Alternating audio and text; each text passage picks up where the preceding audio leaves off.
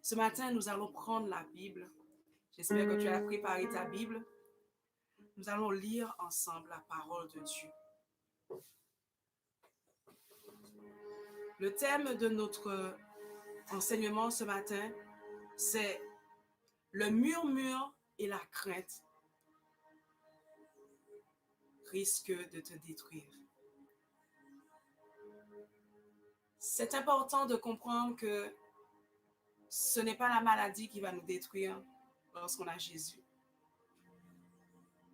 Ce n'est pas les circonstances que nous entendons qui va nous faire du mal ou qui vont nous faire du mal ou qui vont nous détruire. Ne serait-ce que la peur et les murmures seulement ont la puissance de nous détruire. Mais dans le nom de Jésus, nous avons la parole qui nous enseigne comment faire pour résister à cette tentation qui est le murmure et pour pouvoir vraiment nous débarrasser de cette peur qui est criée par les médias, par les réseaux sociaux, dans ce temps qui est vraiment un peu difficile.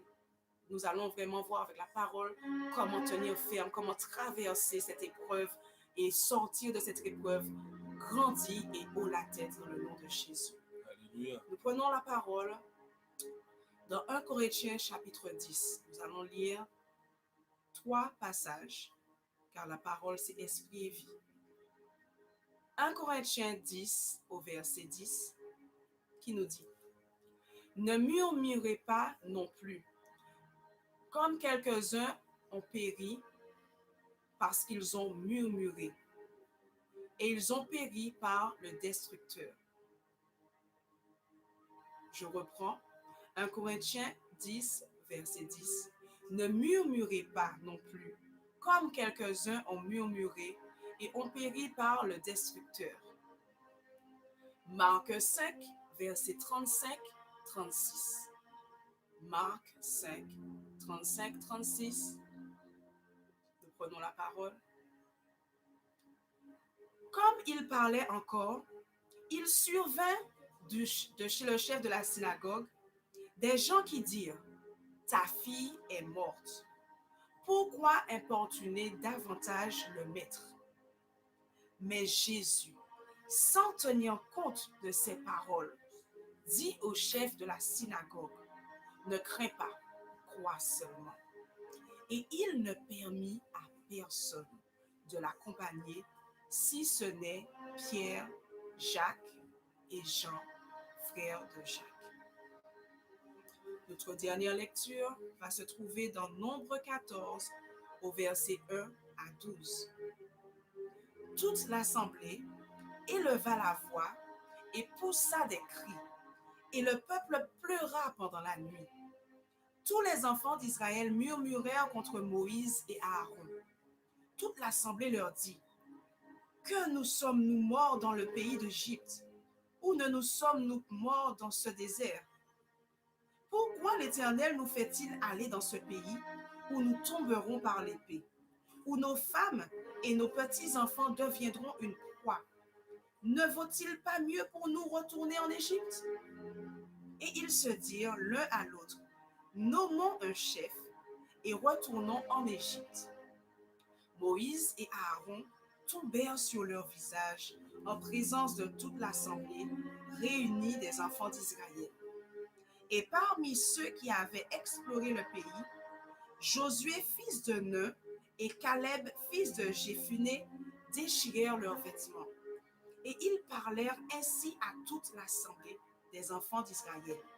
Le pays que nous avons parcouru pour l'explorer est un pays très bon et excellent. Si l'Éternel nous est favorable, il nous mènera dans ce pays et nous le donnera.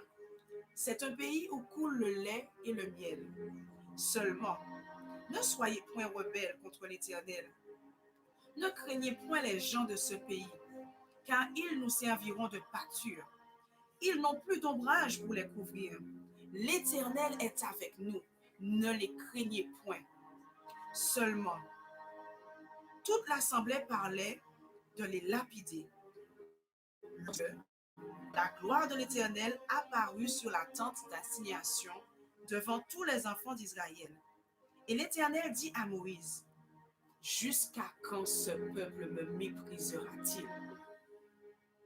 Jusqu'à quand ne croira-t-il pas en moi, malgré tous les prodiges que j'ai faits au milieu de lui? Je le frapperai par la peste et je le détruirai, mais je ferai de toi une nation plus grande et plus puissante.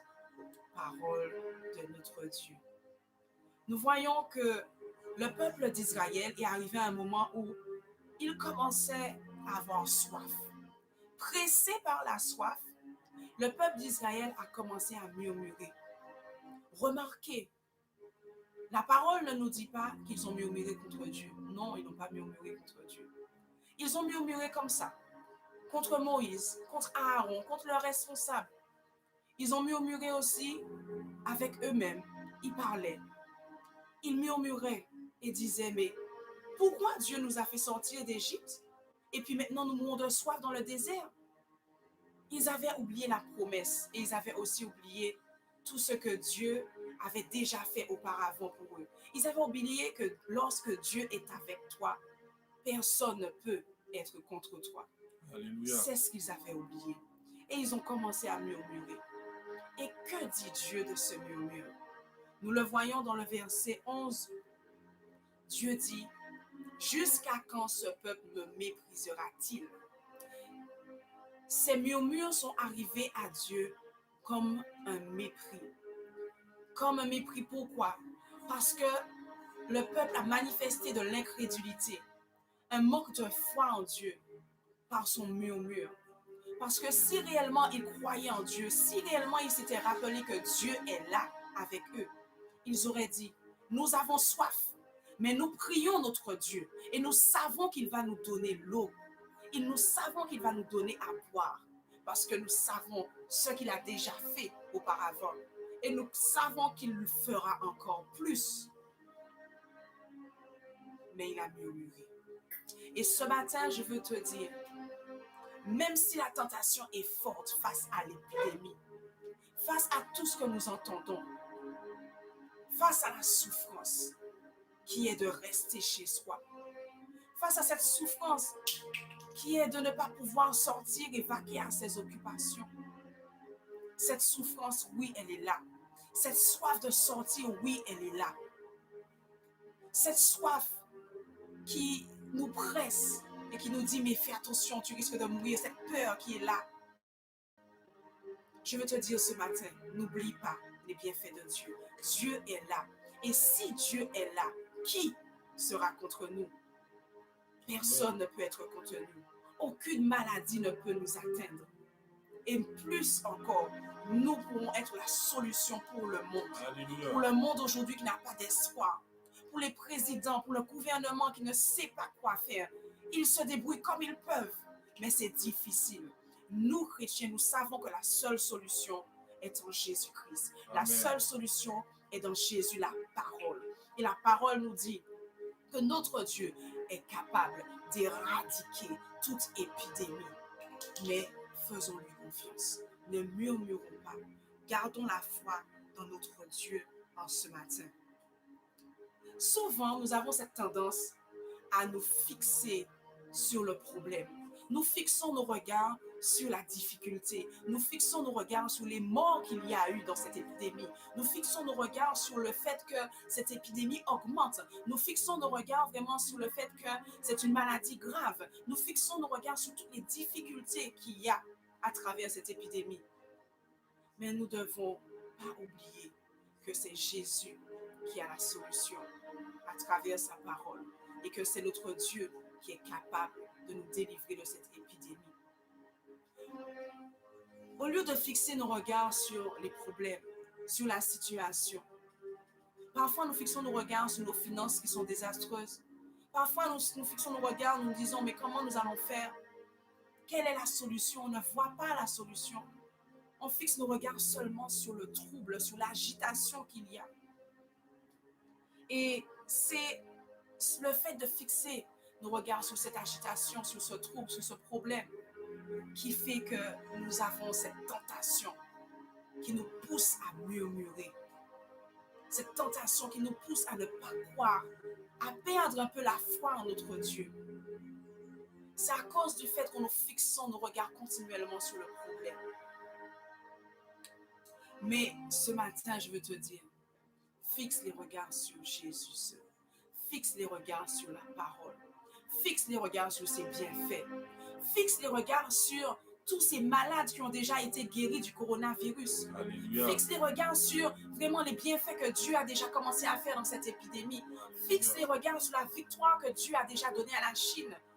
Aujourd'hui, cela fait 3 ou 4 jours que la Chine n'a pas de nouveaux cas. Ce qui veut dire qu'ils ont comme endigué l'épidémie. Et on peut dire que l'épidémie commence vraiment à cesser en Chine. Donc, fixons nos regards sur les bienfaits de Dieu. Fixons nos regards de grandeur sur sa puissance en ce matin. Et nous allons réussir à résister à cette tentation qui est de murmurer. Et nous allons aussi réussir à chasser la peur de nos cœurs. Ce matin, je veux te dire, même si ce n'est pas directement contre Dieu que tu murmures, mais tous nos murmures devant Dieu sont pris comme le mépris, arrivent à Dieu comme un parfum désagréable qui montre à Dieu qu'on ne lui fait pas totalement confiance. Or, il nous faut lui faire confiance. Il faut nous faire confiance. Il faut faire confiance à notre Dieu ce matin. Même si la tentation de murmurer vient ce matin, résiste à cette tentation et elle fuira loin de toi au nom de Jésus. Résiste à la tentation de murmurer ce matin. Ne regarde pas au problème. Regarde dans Marc que nous avons lu. Marc au chapitre 5, versets 35-36, où nous voyons que ce chef de la synagogue avait sa fille. Sa fille était morte. Donc cliniquement, on voit que son cœur s'est arrêté. On voit qu'elle n'a plus de pouls. On voit qu'elle commence à être froide. Elle est morte. C'est fini. Donc les faits montrent que c'est fini. Sa froideur montre que c'est fini. L'arrêt de son cœur montre que c'est fini. Le souffle qui ne sort plus d'elle montre que c'est fini. Et pourtant Jésus dit à cet homme, ne crains pas. Ne regarde pas aux faits. Ne crains pas. Crois seulement. N'aie pas peur. Crois seulement. Et tu verras la gloire de Dieu. Il dit à ce chef, ne crains pas. Et tu verras la gloire de Dieu. Ce matin, je veux te dire, ne crains pas. N'aie pas peur. Même si tu entends à gauche, tu entends à droite, tu ne sais pas où donner de la tête ce matin, fixe tes regards sur la parole. Et Jésus a dit à ce chef, ne crains pas, crois seulement. Et que s'est-il passé? Sa fille a été ressuscitée. Amen, amen. S'il avait écouté ce qu'il avait dit, ce n'est pas la peine d'embêter Jésus, puisque ta fille est déjà morte. S'il avait écouté ses voix, il n'aurait pas cru en Jésus. Et son enfant serait resté mort. Mais il a écouté la voix de Jésus qui lui a dit, n'écoute pas ces voix qui te disent que ta fille est morte. Oui, ta fille est morte, mais ne crains pas. Crois seulement. Crois en Dieu, crois en Jésus, et tu verras sa gloire dans ta vie ce matin. Donc, nous allons voir vraiment ce matin 4 clés. 4 clés qui te permettront de traverser cette épreuve avec force, avec la victoire à la clé. Première clé, ne regarde pas aux faits, ne regarde pas à l'agitation. C'est ta première clé ce matin, retiens-la. Ne regarde pas aux faits, ne regarde pas aux troubles, ne regarde pas à l'agitation ce matin. Crois seulement et tu verras la gloire de Dieu. La deuxième clé essentielle pour pouvoir traverser cette épreuve ce matin, c'est attention à ceux qui t'entourent. Attention aux personnes avec lesquelles tu passes cette épreuve. Car ceux qui sont venus dire à ce chef de la synagogue, ta fille est morte, arrête d'embêter Jésus, ta fille est morte, laisse tomber. Les faits sont là, ta fille est morte. Cela ébranle le cœur. C'est pour cela que c'est important que dans des moments difficiles comme cette épidémie, il est important de t'entourer de personnes qui ont la même vision que Jésus-Christ, la vision de Jésus. Des personnes vraiment sur qui tu pourras compter pour pouvoir prier avec toi lorsque la peur vient.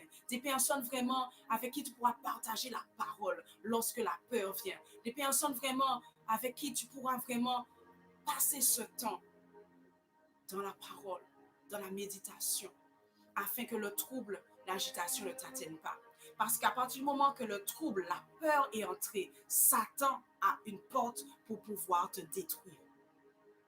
Mais par la parole de Dieu et dans le nom de Jésus-Christ Nazareth, si tu fixes tes regards sur la parole, fixe tes regards sur la parole de Jésus-Christ, ce matin, rien ne pourra te nuire et tu seras une lumière pour ce monde.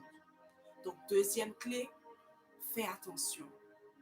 Fais attention à ton entourage. Choisis un entourage vraiment avec qui tu partageras la vision de Christ ce matin. Ne choisis pas cet entourage qui te dit, mais comment? Vous attendez? Tu n'as pas entendu les nouvelles? Tu n'as pas entendu ce qui se passe? Ne choisis pas vraiment ce genre d'entourage. Choisis vraiment cet entourage qui te dit, même si nous entendons à gauche la maladie, même si nous entendons à gauche, à droite la mortalité, même si nous entendons l'épidémie, mais nous fixons nos regards sur Jésus seul. C'est lui seulement qui pourra nous délivrer. Entoure-toi de personnes vraiment spirituelles, de personnes qui marchent selon l'esprit, de personnes qui veulent vraiment voir la gloire de Dieu se manifester à travers cette épidémie. Entoure-toi de ces personnes-là. La parole de Dieu nous dit, les mauvaises compagnies corrompent les bonnes mœurs. Ce n'est pas pour rien que la parole de Dieu nous dit cela. Entoure-toi vraiment de la parole.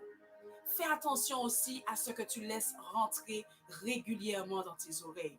Fais très attention à cela. Pourquoi? Parce que la parole de Dieu nous dit dans Romains chapitre 10 au verset 17, la foi vient de ce qu'on entend et ce qu'on entend doit venir de la parole de Christ. Si ce que tu entends régulièrement, ce sont seulement les mauvais propos, ce sont seulement les paroles, la mortalité, les problèmes, les difficultés. Si c'est ce que tu mets dans ton cœur, sache frère que ta foi sera ébranlée. Sache sœur que ta foi ne pourra pas traverser cette épreuve. Mais si tu gardes la foi dans la parole, si tu permets seulement à la parole d'entrer dans tes oreilles, tu verras comment ta foi sera fortifiée et comment tu pourras résister lorsque le trouble va venir vers toi et te dire, tu n'as pas vu l'épidémie, il y a l'épidémie qui est là, qui se propage. Si tu gardes la parole dans tes oreilles, c'est important de comprendre que c'est dans l'oreille. La foi vient de ce qu'on entend. La foi ne vient pas de ce qu'on lit. La foi vient de ce qu'on entend. Il est donc important que la parole puisse rester continuellement dans tes oreilles, surtout dans ce temps qui est difficile. Garde la parole, médite-la, répète-la, mange la parole, vis la parole, réveille-toi avec la parole, endors-toi avec la parole, que la parole puisse rester continuellement et surtout la parole pure, la parole de Christ, la Bible. D'accord? Troisième clé, médite la parole jour et nuit. Il est important de méditer cette parole, de la répéter, de la repasser. Lorsque la pensée vient, lorsque l'ennemi vient, lorsque l'agitation vient et te dit, attention, l'épidémie s'étend, tu lui sors cette parole. Je ne craindrai ni la peste, ni la terreur qui marche dans les ténèbres, ni la contagion qui frappe en plein midi. Dis-lui que 1000 tombent à ton côté, 10 000 tombent à ta droite. Tu ne seras pas atteint. De tes yeux seulement tu regarderas et tu verras la rétribution de cette épidémie dans le nom de Jésus. Tu lui dis, lorsqu'il vient en face de toi et te dit, fais attention, l'épidémie arrive. Tu lui dis, aucun fléau ne s'approchera de ma tente dans le nom de Jésus. C'est pour cela que c'est important de méditer la parole, car quand les pensées arrivent, quand le trouble arrive, tu peux sortir la parole et proclamer la parole afin que ta foi puisse vaincre dans le nom de Jésus toute épidémie dans ce monde. Lorsque tu commences à sentir la peur, sors ce verset et dis, j'ai cherché l'Éternel et il m'a répondu. Il m'a délivré de toutes mes frayeurs. Quand tu sens la peur en dedans de toi, chante les louanges de Dieu et proclame la parole. J'ai cherché l'Éternel et il m'a entendu dans le psaume 34. Et toutes mes frayeurs se sont écartées. Les frayeurs, la peur a fui loin de moi. Lorsque tu sens la peur qui vient, prononce Ésaïe 41 au verset 10 qui dit, ne promène pas les regards inquiets, car Dieu est avec toi. Dieu est là pour te fortifier. Il dit, je te fortifie, je viens à ton secours et je te soutiens de ma droite triomphante. Lorsque la peur vient, proclame la parole et tu verras que la peur s'en ira. La peur vient du diable. La peur, donc, craint la parole. Comme la peur vient du diable et que le diable a peur de la parole, si tu proclames la parole contre la peur va fuir dans le nom de Jésus. Amen. C'est seulement par la parole. Amen. Amen, amen. Lorsque tu sens dans ton esprit une oppression qui te dit, ou même, toi-même qui es pécheur sale, tu vas venir prier, intercéder pour ta famille ou pour l'épidémie. Dis arrière de moi, Satan le diable. Dis-lui que Jésus-Christ est mort sur la croix afin de te libérer du péché. Et donc que tu ne resteras pas tout le temps pécheur. Qu'il a donné son sang afin que toi qui crois en lui ne périsses pas, mais que tu aies la vie éternelle. Proclame-lui ça, dis-lui ça, il va fuir. Parce qu'il connaît la puissance de la parole. Dis-lui que oui, tu es né pécheur, mais tu ne mourras pas pécheur dans le nom de Jésus. Alléluia. Le sang de Jésus n'a pas coulé pour rien. Le sang de Jésus n'a pas coulé pour les saints, mais le sang de Jésus a coulé pour toi et moi qui sommes pécheurs, afin que nous puissions sortir du péché et pour que nous puissions devenir saints, que nous puissions arriver à ce stade de sainteté. Son sang a coulé sur la croix afin de nous aider à sortir, à quitter le péché. Proclame-le à Satan et dis-lui qu'au contraire, tu vas prier. Parce qu'il est malin. Il sait bien que si tu t'approches du trône de Dieu pour prier, il y a de fortes chances que tu sois changé, que tu sois transformé. Donc, il veut te culpabiliser à travers ton péché, à travers ton mensonge, à travers ta vie qui n'est pas encore vraiment parfaite devant Dieu. Il veut te culpabiliser. Et il sait qu'en te culpabilisant, tu vas t'éloigner de Dieu. Et il sait que si tu t'éloignes de Dieu, il pourra t'attraper. Donc dis-lui, je vois clair dans ton jeu, Satan le diable.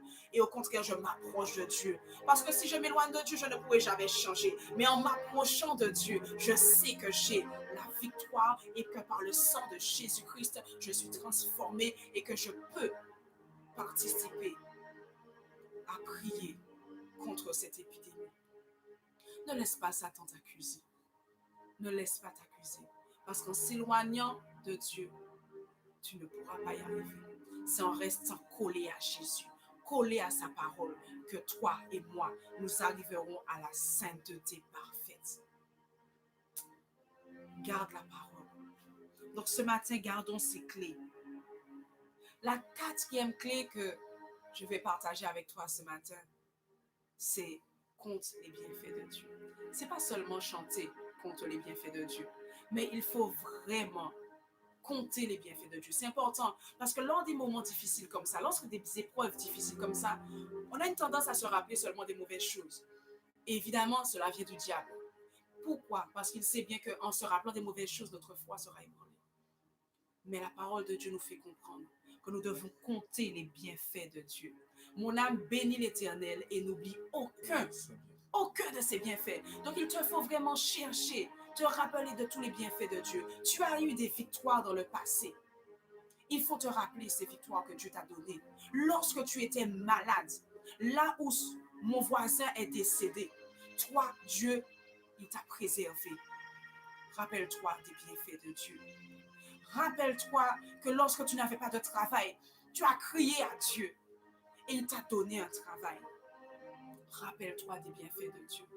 Rappelle-toi que là où personne ne pouvait aller sans filon, toi, il t'a permis de pouvoir traverser et de pouvoir entrer avec le filon céleste.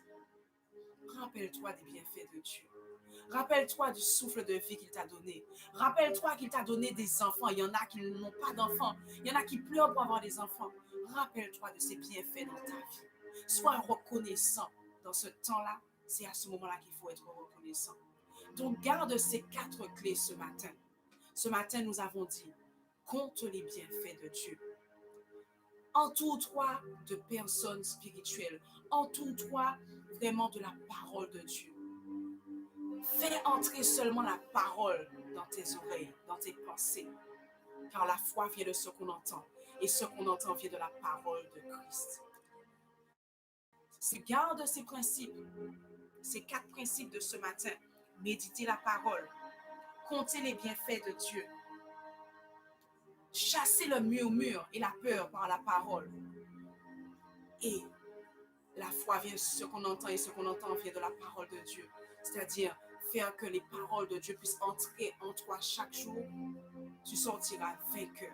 Tu sortiras la tête haute. Tu sortiras plus que vainqueur dans cette épidémie.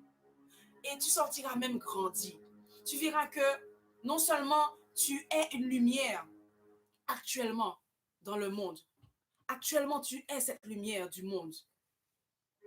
Mais tu verras qu'après cette épidémie, si tu continues à garder ces principes, méditer la parole, faire attention à ce qui rentre dans ton cœur, protéger ton cœur avec la parole, méditer la parole chaque jour et compter ses bienfaits, tu verras que même après cette épidémie, tu sortiras grandi et tu seras une source, vraiment une source de bénédiction, une source d'espoir pour ce monde qui est sans espoir. Tu seras cette source dans le nom de Jésus. Tu seras cette source dans le nom de Jésus. Tu le seras dans le nom de Jésus. Ne laisse pas Satan te faire croire le contraire ce matin. Tu le seras dans le nom de Jésus.